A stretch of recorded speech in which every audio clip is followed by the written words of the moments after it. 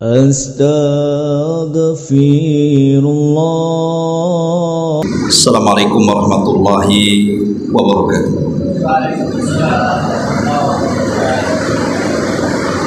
Alhamdulillah, wassalatu wassalamu ala rasulillah wa ala alihi wa sahbihi wa mawalah wa la hawla wa la quwata illa billahi wa ba'd. Alhamdulillah, di malam hari ini walaupun cuaca hujan lebat di luar, tapi insya Allah hujan adalah salah satu tanda turunnya rahmat kepada kita. Makanya ada anjuran ketika turun hujan agar kita berdoa kepada Allah Subhanahu wa taala, karena di antara waktu mustajab doa itu ketika turun hujan. Mudah-mudahan bisa terdengar ya suara saya, karena memang bertabrakan dengan suara hujan. Pembahasan di malam hari ini kita akan membahas tentang 15 kesalahan yang berkaitan dengan mengucapkan salam dan juga menjawab salam. Kelihatan sederhana pembahasan ini, tetapi sesungguhnya pembahasan ini sangat penting sekali. Karena mengucapkan salam itu bukan hanya tahiyat seorang muslim kepada muslim yang lainnya, penghormatan seorang muslim kepada muslim yang lainnya, tapi lebih daripada itu terkandung doa yang luar biasa. Apalagi salam sendiri adalah satu di antara nama-nama Allah. Di antara nama Allah itu As-Salam. Baik, sebelum saya jelaskan 15 kesalahan fatal dalam mengucapkan salam atau menjawab salam, kita berikan mukaddimah dulu seputar salam ini. Kita awali dengan sejarah dulu. Kapan sejarah salam ini dimulai? Dan siapa yang pertama kali mengucapkannya? Ma'asyiral muslimin yang dimuliakan Allah Subhanahu wa taala, disebutkan dalam sebuah riwayat dari Abi Hurairah radhiyallahu anhu, ketika Allah Subhanahu wa taala menciptakan Adam alaihi salatu wassalam, tinggi Adam ini 60 hasta, atau kalau di meter itu 30 meter tinggi. Kemudian setelah Adam alaihi salatu wassalam diciptakan dalam bentuk tanah yang sangat keras, dan sudah terbentuk manusia dengan seindah mungkin. Laqad khalaqnal insana fi ahsani taqwim. Kami telah menciptakan manusia itu dengan sebaik-baik bentuk. Maka mulailah Allah Subhanahu wa taala meniupkan roh kepada Adam alaihi salatu wassalam. Maka ketika roh sudah masuk ke dalam jasad Adam, satu kehormatan yang Allah berikan kepada Adam alaihi salatu wassalam, diperintahkan seluruh malaikat untuk sujud. Wa idh qala rabbuka lil malaikati isjudu li Adam fasajadu illa iblis. Ketika Allah Subhanahu wa taala memerintahkan seluruh malaikat untuk sujud kepada Adam, maka semua malaikat sujud kepada Adam kecuali satu makhluk ini, namanya iblis. Dia enggan, sombong, dan termasuk makhluk yang kafir. Setelah kemudian Adam alaihi salatu wassalam dimuliakan oleh Allah Subhanahu wa taala dengan sujudnya para malaikat, maka Adam alaihi salatu wassalam diperintah Allah untuk mendatangi para malaikat, dan Allah katakan, idhab fasallim ala ulaika minal malaikati. pergilah wahai Adam kepada sekelompok para malaikat itu, ucapkan salam kepada mereka, kemudian dengarkan apa jawaban mereka. Maka Adam pun mulai mendekati para malaikat, kemudian mengucapkan assalamu alaikum, assalamu alaikum. Maka semua malaikat mengatakan waalaikumsalam warahmatullah.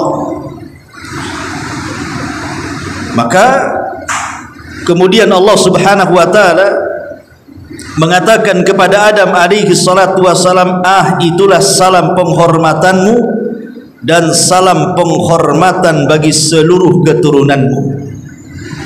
Dari sini sejarah salam, yang pertama kali mengucapkan salam adalah Adam alaihi salam, dan yang menjawabnya adalah para malaikat.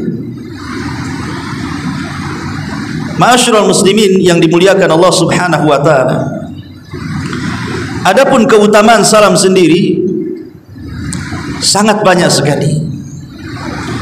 Salah satunya disebutkan oleh para ulama min asbabi dukhulil jannah, sebab terbesar orang dimasukkan ke dalam surga. Kata Nabi SAW pada khutbah pertama Rasul pasca hijrah dari Mekah ke Madinah, Rasul singgah di Kuba. Maka ceramah pertama kali yang keluar dari lisan Nabi SAW adalah ayyuhan nas abshus salam wa at'imut ta'am wa sallul arham wa sallu bil laili wan nasu niyam tadkhulul jannata bisalam. Wahai manusia, sebarkan salam. Lihat perintah pertama Rasul, sebarkan salam. Beri makan orang-orang yang kesusahan, sambung silaturahim di antara kalian, dan solatlah malam ketika manusia sedang tertidur, maka kalian akan masuk surga dengan selamat, kata Nabi. Ini yang pertama. Yang kedua, menyebarkan salam adalah salah satu bentuk kita ini mengikuti sunnah Nabi. Karena Nabi SAW memerintahkan kita dengan 7 perkara. Pertama, mengunjungi orang sakit. Yang kedua, mengiringi jenazah. Yang ketiga, menjawab doa kepada orang yang bersin. Yang keempat, menolong orang-orang lemah. Yang kelima, menolong orang-orang yang dizalimi. Kemudian yang nomor 6, menyebarkan salam. Kemudian disuruhnya kita untuk menebus sumpah-sumpah kita dengan kafarah. Artinya kalau kita mengucapkan salam dan menyebarkan salam, kita sudah mengikuti sunnah Nabi. Ini yang kedua. Dan yang ketiga, memang salam itu adalah hukukul muslimin, hak kita kepada muslim yang lainnya. Kalau kita berjumpa dengan seorang muslim dimanapun, kenal ataupun tidak kenal, yang jelas di hadapan kita seorang muslim, maka kita dianjurkan mengucapkan salam. Dan wajib hukumnya menjawab. Kalau mengucapkan sunnah tapi menjawab wajib.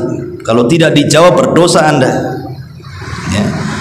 Kemudian yang keempat, min asbabi usulil mahabbah, terikatnya perasaan cinta antar sesama kaum muslimin. Kata Nabi SAW, la tadkhulul jannata hatta tu'minu wa la tu'minu hatta tahabbu, awala adullukum ala syai'in idza fa'altumuhu tahabbtum bainakum. Kalian tidak akan masuk surga sampai kalian beriman. Kalian belum dinyatakan beriman sampai kalian saling mencintai. Maukah kuhabarkan kepada kalian sesuatu yang bisa mengikat antar sesama kalian dengan kecintaan? Kata Rasul, absus salam bainakum, sebarkan salam di antara kalian.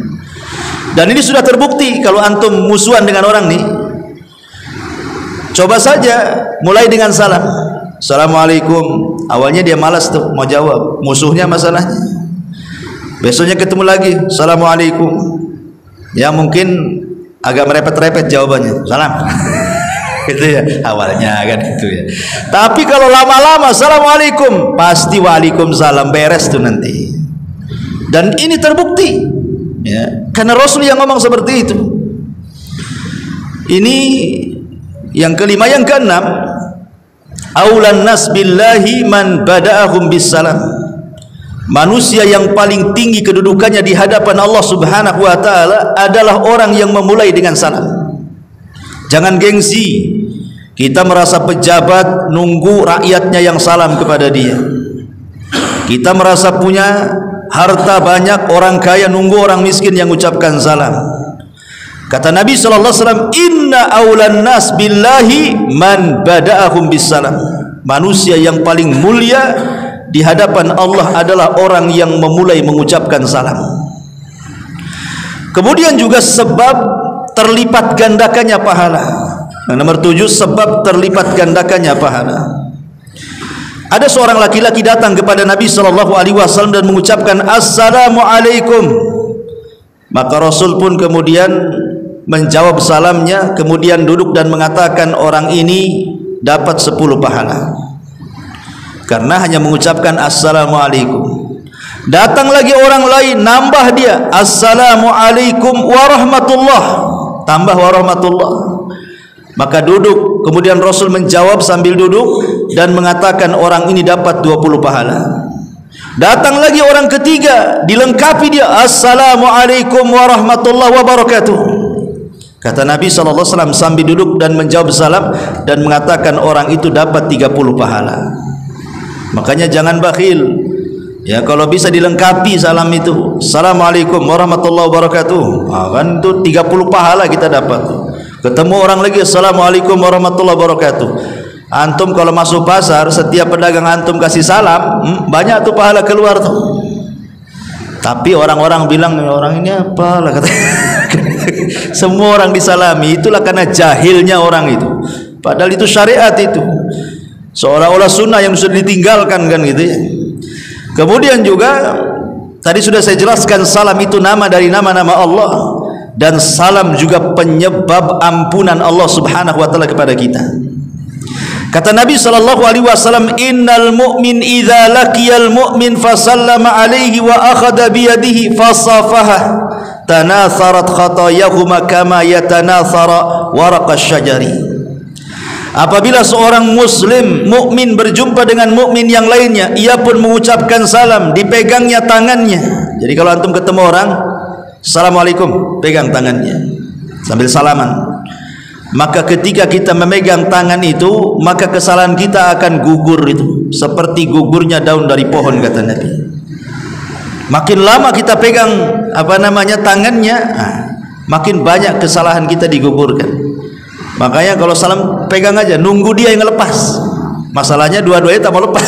Lama kali nih supaya dosanya itu luntur maksudnya ya. Taib. Kemudian juga salam ini termasuk taqwiyatul ukhuwati bainal muslimin, sebab terikatnya kekuatan kaum muslimin dalam kerangka ukhuwah persaudaraan. Termasuk juga tahqiqul amni wat tuma'ninati fi qulubin nas. Terwujudnya ketenangan, terwujudnya keamanan. Karena makna salam ini artinya ketika saya katakan assalamu alaikum, saya mendoakan antum semoga Allah selamatkan agama antum dan semoga Allah selamatkan badan antum. Selamat badan ini macam-macam, dari penyakit ya, selamat kehormatannya tidak digibahi orang ya, selamat hidupnya, berkah terus hidupnya kan itu. Ini bukan kalimat biasa kan itu. Dan yang terakhir, walaupun banyak kaidahnya, sebenarnya ketika kita mengucapkan salam, kita ini sebenarnya memancing orang mendoakan kita. Kalau kita datang, tolonglah doakan anak, belum tentu dia mau doakan kita kan. Tolong akhi doakan anak, paling tinggi ialah saya doakan. Tapi habis itu tak lupa dia tadi doakan juga kan gitu ya. Tapi kalau antum ucapkan assalamualaikum, secara otomatis dia mendoakan kita. Waalaikumsalam, didoakannya selamat kita. Warahmatullah, didoakannya rahmat kita. Wabarakatuh, didoakannya berkah pula. Jadi salam itu mancing doa sebenarnya, kan gitu kan. Jadi kalau antum setiap ketemu orang assalamualaikum, orang itu jawab 100 orang satu hari, berarti antum didoakan 100 kali dalam satu hari, selamat hidup antum, penuh rahmat hidup antum, berkah hidup antum. Wah, luar biasa sebenarnya kan. Ini amalan-amalan ringan harusnya kita amalkan karena luar biasa doa salam ini. Ma'asyiral muslimin yang dimuliakan Allah Subhanahu wa taala. Baik, kita langsung saja, tidak memperpanjang mukaddimah. Apa sih kesalahan-kesalahan? Jangan anggap remeh masalahnya, karena ada kesalahan-kesalahan yang terkadang kita ini lupa bahwa salam itu adalah tahiyatul muslimin, dan bukan hanya sekedar penghormatan, tapi dalamnya penuh dengan doa rahmat, berkah dan keselamatan yang luar biasa. Makanya perhatikan 15 kesalahan orang yang mengucapkan salam atau yang menjawab salam ini. Yang pertama, ya, seseorang hanya mengisyaratkan dengan tangannya tanpa mengucapkan salam. Contoh umpamanya kita dalam mobil, dalam motor, ya, ada kawan kita mungkin seberang sana, kita cukup gini aja, kan itu ya. Ini salamnya apa ini? Ini isyaratnya orang-orang kafir yang seperti ini. Ya. Harusnya apa? Sambil mengisyaratkan tangan antum mengucapkan assalamualaikum, assalamualaikum, harusnya begitu. Soal dia dengar atau tidak ada masalah. Yang penting kita mengucapkan salam dengan isyarat, berarti paham oh dia mengucapkan salam kepada dia. Syukur-syukur dia paham kebiasaan kita, dia jawab. Kalaupun tidak jawab tidak ada masalah, ada malaikat yang jawab. Ya, ini yang pertama. Yang kedua, mengucapkan salam hanya sama orang kenal aja. Kalau nggak kenal malas mengucapkan salam itu. Padahal ketika kita mengucapkan salam hanya kepada orang yang kita kenal ini tanda-tanda kiamat nih. Kata Nabi SAW, inna min asyratis sa'ati idza kanat tahiyyatuhu 'alal ma'rifati. Sesungguhnya tanda-tanda kiamat adalah ketika kita mengucapkan salam kepada orang yang kita kenal saja. Kepada yang tidak kenal malas ogah dia salam. La salam wala kalam. Kalau ketemu jamaah pengajiannya dari jauh, assalamualaikum katanya. Ketemu ya orang lain, padahal jelas-jelas dia pakai kopiah, pakai jubah, pakai serban, nampak muslim dia. Malas lah gitu. Kenapa tak salam? Bukan jamaah saya katanya. Salam itu kepada yang dikenal atau yang tidak dikenal. Selama zahirnya muslim, ucapkan salam. Kecuali nampaklah di lehernya ada salib, ya tak boleh. Ya, tapi kalau nampak zahirnya muslim, maka kita ucapkan salam. Assalamualaikum. Ya. Kemudian yang kedua, yang ketiga, di antara kesalahannya adalah memulai salam dengan orang-orang kafir. Tidak boleh kita mengucapkan salam kepada orang kafir dengan memulai. Jadi umpamanya kita punya kawan orang non muslim, karena akrabnya gitu ya, antum masuk kantor semua orang kafir di situ, tidak ada orang Islam, antum aja Islam tuh, assalamualaikum, nggak boleh. Nggak boleh memulai salam dengan orang kafir. Ya. Ini yang ketiga. Yang keempat,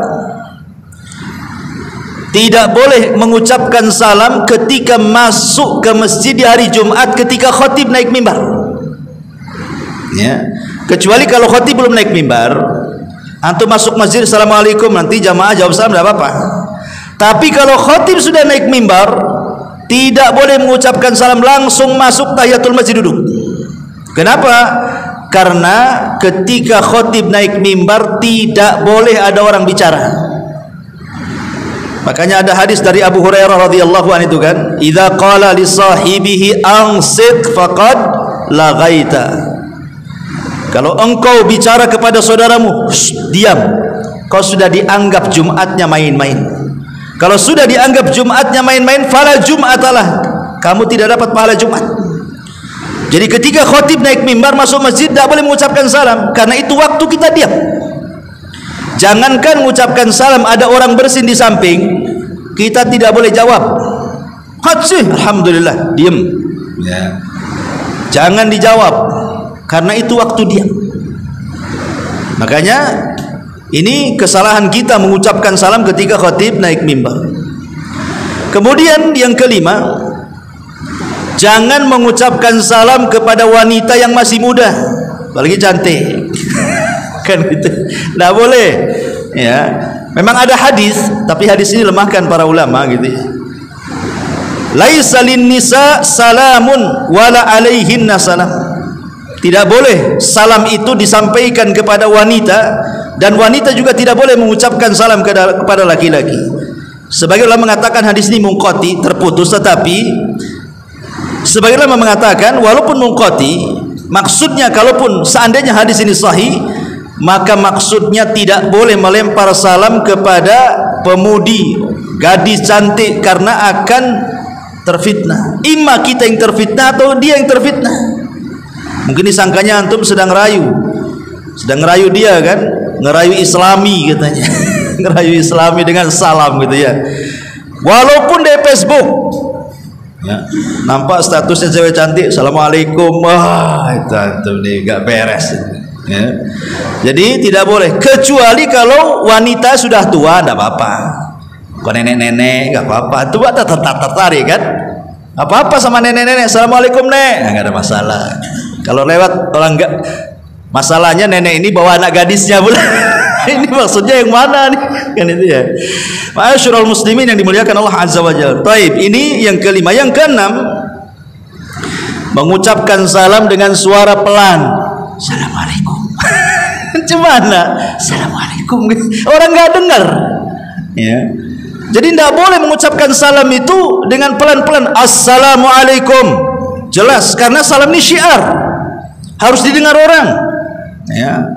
Jadi dikeraskan, kencangkan kalau salam itu. Assalamualaikum. Nah gitu ya. Jangan Assalamualaikum. Yang jawabnya Waalaikumsalam kan itu. Subhanallah ya. Jadi ini yang keenam, jangan melirihkan ketika mengucapkan salam. Yang ketujuh, mengucapkan salam dengan nada marah tidak boleh. Assalamualaikum. Kan gitu ya. Ya, kalau nggak boleh kita mengucapkan salam dengan nada kesal marah, tidak boleh. Karena salam itu doa. Semarah apapun kita sama orang, jangan digunakan nada marah itu dengan salam. Ya, tetap saja salamnya lembut gitu kan. Assalamualaikum warahmatullahi wabarakatuh. Gitu ya. Kalau kan lain tuh kan gitu ya. Tapi salamnya janganlah kemudian diikut-ikut sertakan marah kan itu, karena salam ini doa. Semarah apapun tetap gayanya harus tenang ya, karena ini doa yang baik bagi kita. Kemudian yang juga begitu juga orang yang jawab salam juga nggak boleh sebenarnya marah-marah tuh. Ya. Kemudian yang nomor 8, apalagi sampai menggantikan salam dengan lafaz yang lain. Umpamanya selamat pagi, selamat petang, selamat siang, tidak boleh. Karena ini menyerupai orang-orang Majusi. Itu ucapan orang-orang Majusi itu seperti itu. Kecuali antum ucapkan salam dulu, baru kemudian tanya Assalamualaikum. Waalaikumsalam warahmatullahi. Selamat pagi. Karena sudah mengucapkan salam kita. Ya. Jangan salam yang nggak ada itu pula yang keluar. Nggak boleh kan itu ya. Ini juga menyerupai orang-orang Majusi. Kemudian yang nomor 9, atau ketika antum nelpon gitu kan, kadang-kadang nggak ada salamnya, halo-halonya aja yang kenceng. Halo, halo. Kan itu ya, gunakan salam juga ya, kalau sudah halo, halo, assalamualaikum, atau assalamualaikum dulu, assalamualaikum, halo, assalamualaikum, halo, nah, gitu ya. Kalau bisa salam dulu ya. Kemudian juga yang nomor 10, ada orang yang tidak mau jawab salam. Jelas-jelas saudara kita ini sudah berbuat baik kepada kita, mendoakan keselamatan kepada kita, harusnya kan kita berterima kasih. Sebagai bentuk terima kasihnya ya kita jawablah kan gitu. Dia sudah doakan kita, masa kita tidak doakan balik? Doakan balik. Jangan sampai tidak menjawab. Karena kalau antum tidak menjawab salam, dosa antum. Kenapa? Karena menjawab itu hukumnya wajib. Berdosa tidak menjawab salam itu.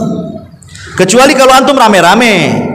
Ya, umpamanya antum 10 orang, 20 orang, ada orang lewat assalamualaikum, maka satu saja yang cukup menjawab mewakili semuanya. Tapi kalau kita sendiri kemudian ada orang mengucapkan salam, kita diam, berdosa kita kalau tak jawab. Dan harus tahu diri bahwa yang mengucapkan salam itu yang berdiri kepada yang duduk, yang berjalan kepada yang duduk, kan itu ya. Jangan yang duduk dulu assalamualaikum, tidak, yang jalan dulu assalamualaikum. Nanti yang duduk menjawab salam. Ya, kalau nampak ada orang tua dengan orang muda, ya kalau bisa anak muda dulu menghormati orang tua, kan itu. Kemudian juga yang nomor 11, berhenti mengucapkan salam gara-gara tak pernah dijawab. Karena ada tuh malas, kenapa untuk salam pernah dijawab, malas saya kan gitu. Jadi jangan sampai meninggalkan salam hanya gara-gara tidak dijawab.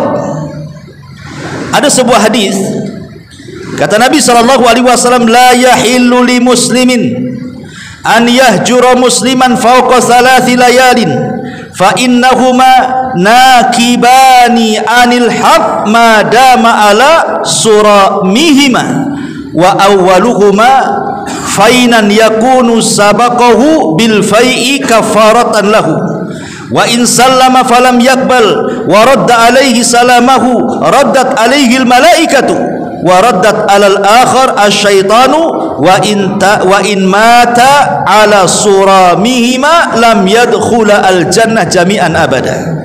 Kata Nabi SAW, tidak halal alias haram bagi seorang muslim untuk mendiamkan muslim yang lainnya lebih dari 3 hari. Lihat, Islam ini melarang kita kalau bertengkar itu jangan lebih dari 3 hari. Bolehlah kita diam-diaman, tapi jangan lebih dari 3 hari. Bagaimana Islam ini indahnya, supaya jangan menjadi dendam, gitu maksudnya. Tidak halal bagi seorang muslim untuk mendiamkan muslim yang lainnya lebih dari 3 malam. Sesungguhnya kedua-duanya jauh dari kebenaran selama mereka berdua masih saling mendiamkan.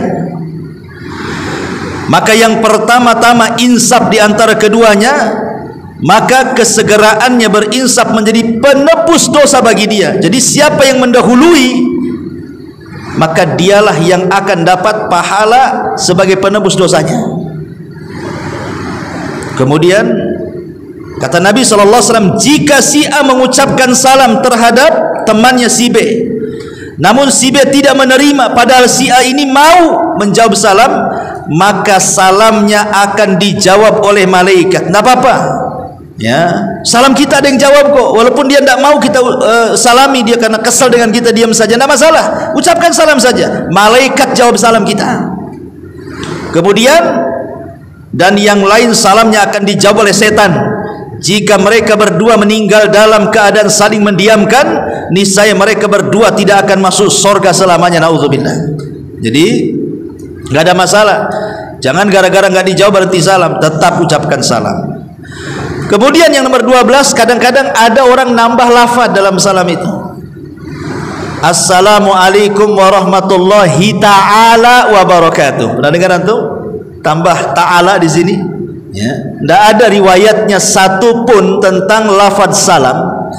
Dari semua riwayat antum bisa cek, semua anjuran-anjuran salam yang diajarkan Rasul tidak ada kalimat ta'ala. Assalamualaikum warahmatullahi wabarakatuh. Tidak perlu ditambah assalamualaikum warahmatullahi ta'ala wabarakatuh.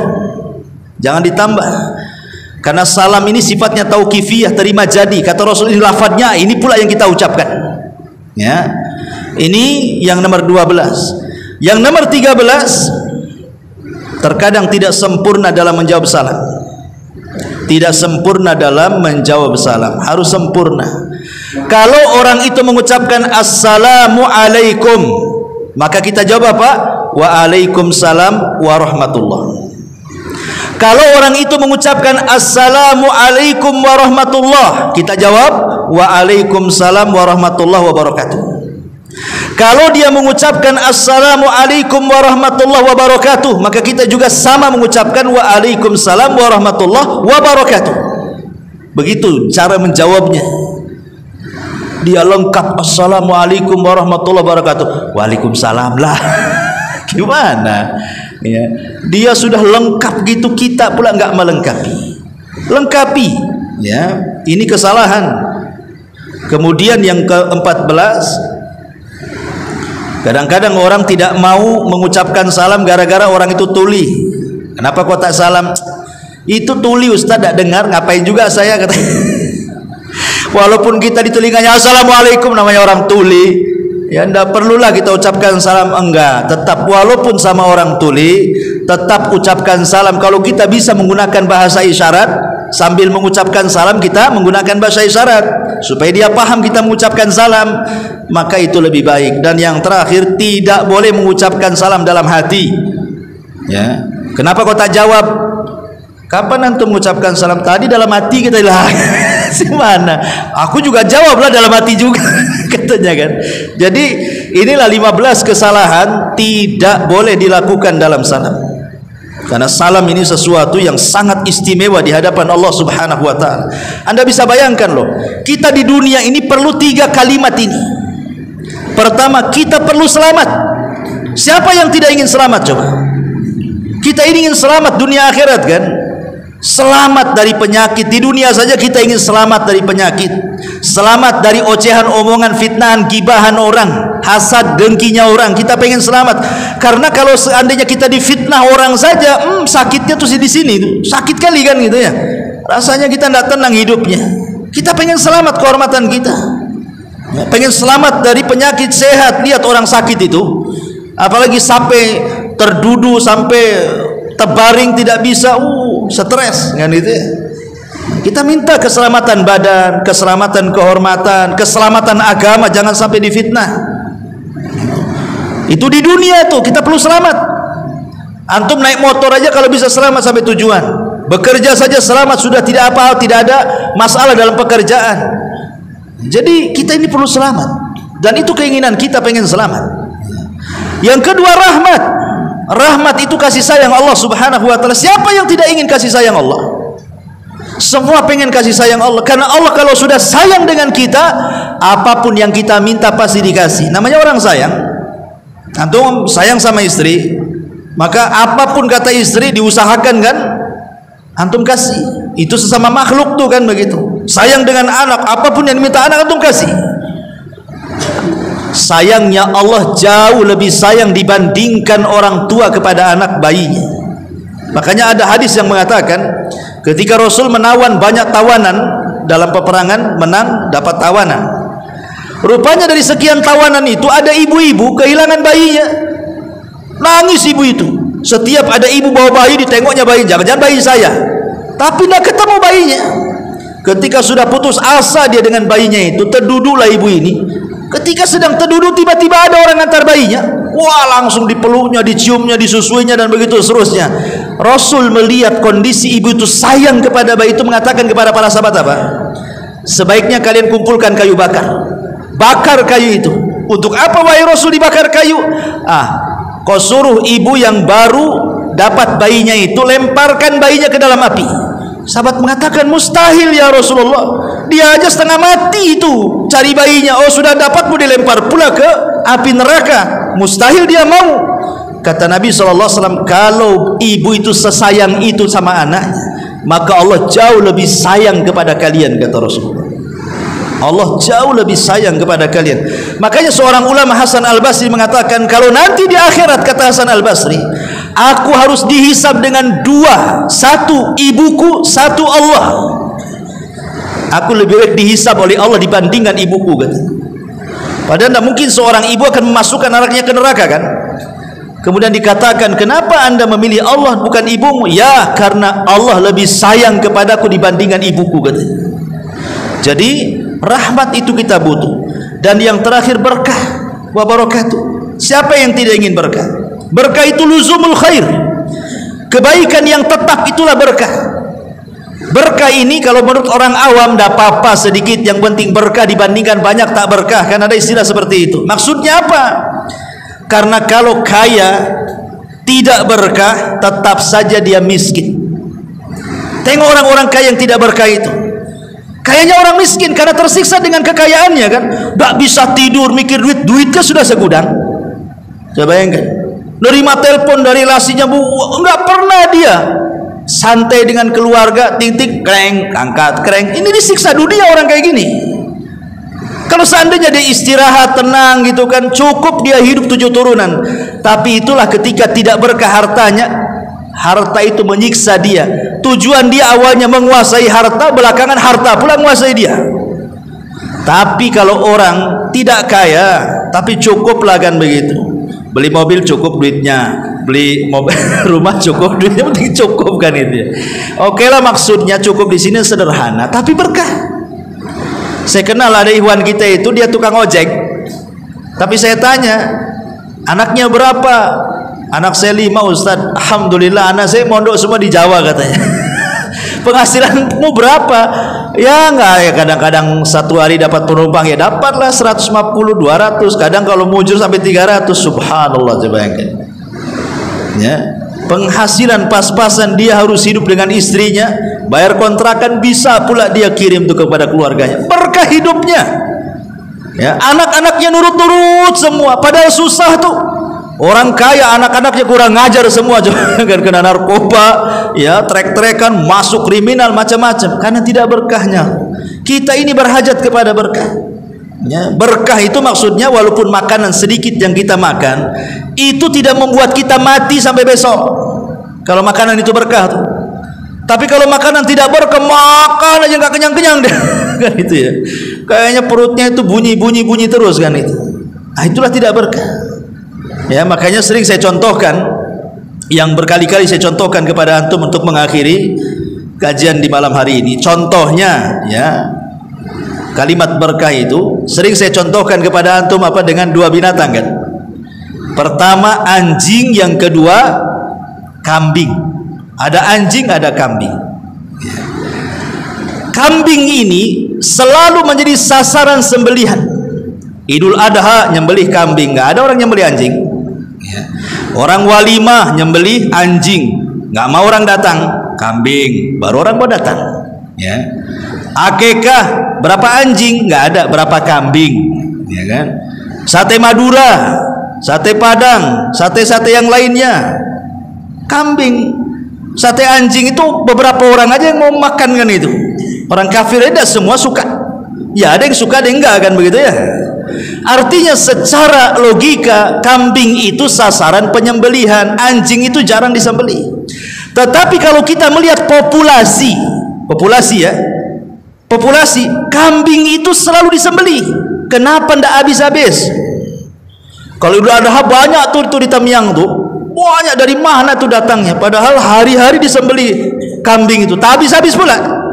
Tapi anjing ini jarang disembelih, tapi populasinya makin habis kan. Kenapa demikian? Inilah makna berkah. Dari mana kita tahu? Pertanyaannya, anjing ini kalau malam tidur apa gentayangan? Pasti dia gentayangan anjing itu. Mana ada anjing malam-malam tidur? Anjing itu kalau malam kena goyah, kejodoh, Tanjung Uncang, itulah anjing itu, kemana-mana dia kan. Dia nggak tidur tuh anjing itu, kelayapan aja satu malam tuh, itulah anjing tuh ya. Tapi kalau kambing ngorok dia, nggak ada cerita kambing malam itu kelayapan, apalagi sampai ke jodoh, nggak ada. Kambing itu tidur saja. Kapan bangunnya kambing? Pagi hari bangun dia. Ketika berkah Allah turun, bangun pula si kambing ini, dapatlah dia berkah. Kata Rasul, Allahumma barik li ummati fi bukuriha. Ya Allah, berkahi umatku di waktu paginya. Kambing dapat berkah. Ketika turun berkah, anjing pula tidur. Makanya anjing tak diberkahi, kambing pula diberkahi. Pertanyaannya, antum mau jadi anjing apa kambing? Kambing Ustaz, janganlah antum mau jadi kambing. Maksudnya begini, ketika kambing itu populasi tak habis-habis, menunjukkan binatang itu berkah. Ketika anjing itu populasinya makin habis, maknanya dia tidak berkah. Nah, itulah saya memudahkan makna berkah dengan tidak berkah itu. Lah kita berhajat kepada berkah, dan itu ada pada ucapan salam. Ya, ini diantara keutamaan mengucapkan salam dan 15 kesalahan orang mengucapkan salam. Wallahu a'lam bishawab. Saya kira sampai di sini saja, karena cuaca juga takutnya makin hujan lebat, tak bisa balik bulan kan itu ya, takut banjir di jalan. Mudah-mudahan ada manfaatnya. Subhanakallah bihamdika asyhadu an la ilaha illa anta astaghfiruka wa atubu ilaik. Allahu taala alam. Assalamualaikum warahmatullahi wabarakatuh.